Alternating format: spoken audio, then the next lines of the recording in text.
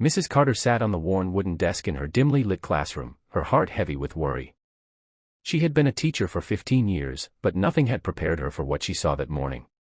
The first bell had just rung when Ethan, one of her quietest students, shuffled into the room. His face was pale from the cold, his thin jacket barely enough to keep him warm. But what caught her attention most were his feet, wrapped in torn socks, the fabric barely holding together. His sneakers, if they could even be called that, had more holes than soles. Mrs. Carter had noticed Ethan struggling before, coming to school hungry, wearing the same faded clothes week after week.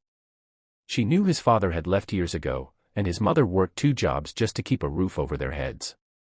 But now, with winter creeping in and temperatures dropping, she couldn't stand by and do nothing. That afternoon, after school, she made a quiet decision. She drove to a nearby store and picked out a sturdy pair of winter boots, ones that would keep Ethan's feet warm and dry. The next morning, she called him aside before class and handed him the shoes in a simple brown bag. "These are for you," she said softly. Ethan's eyes widened. He hesitated, as if unsure whether he should take them. "But," he started, his voice barely above a whisper. "No, but." "Just try them on," Mrs. Carter encouraged with a warm smile. As Ethan slipped his feet into the boots, his lips trembled, and tears welled up in his eyes. He didn't say much, just nodded, but the way he clutched the bag to his chest told Mrs. Carter everything she needed to know. By lunchtime, word had spread. Some students had seen the exchange, and a few whispered about it in the hallways. By the end of the day, the principal, Mr. Reynolds, had called Mrs. Carter into his office. She walked in, expecting a routine discussion, but the moment she saw his stern expression, she knew something was wrong. "I just got a call from the district office," he said, folding his hands on his desk. "Did you buy shoes for a student?" Mrs. Carter straightened. "Yes, I did. He needed them." Mr. Reynolds let out a heavy sigh. "You know our policy, Mrs. Carter. No personal gifts to students. It creates favoritism, and it's not our job to provide for them." "But he had nothing," she argued, her voice firm but calm. "His feet were freezing. I couldn't just ignore it." The principal shook his head.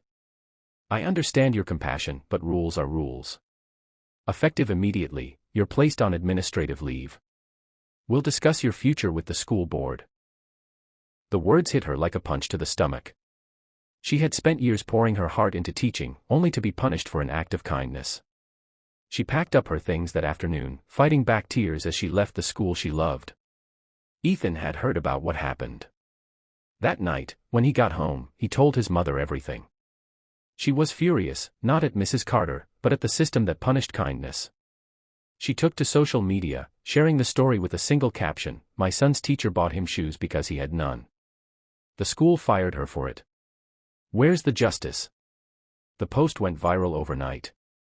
Thousands of comments flooded in, people outraged at the school's decision.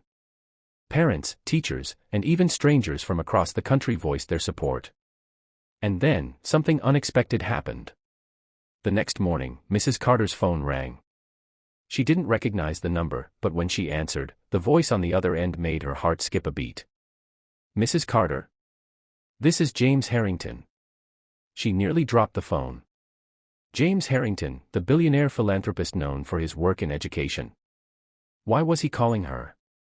"I read your story," he continued. "And I want to help." Mrs. Carter sat down, gripping the phone tightly. "Help?" "Yes," he said. "You didn't deserve to be punished for kindness. We need more teachers like you. If your school doesn't see that, I have a proposition. I want you to come work for me." She was speechless. "I run several educational programs for underprivileged children," he explained.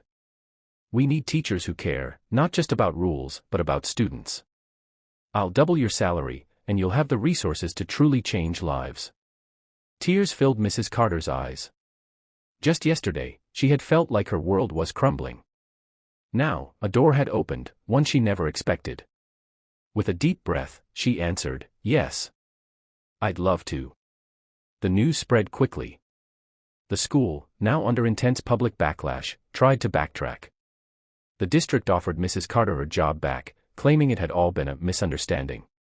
But she had already made her decision. On her last visit to the school, she saw Ethan one final time. He ran up to her, his new boots scuffing against the pavement. "They fired you because of me, didn't they?" he asked, his voice small. Mrs. Carter knelt down, placing a hand on his shoulder. "No, sweetheart. They fired me because they didn't understand what really matters." Ethan nodded, as if trying to process her words. Then he did something she would never forget. He wrapped his arms around her in a tight hug. "Thank you," he whispered. She hugged him back, her heart swelling with warmth. "Anytime."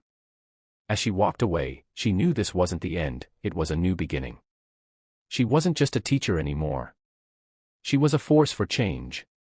And thanks to one small act of kindness, she had found a way to help not just one child, but thousands.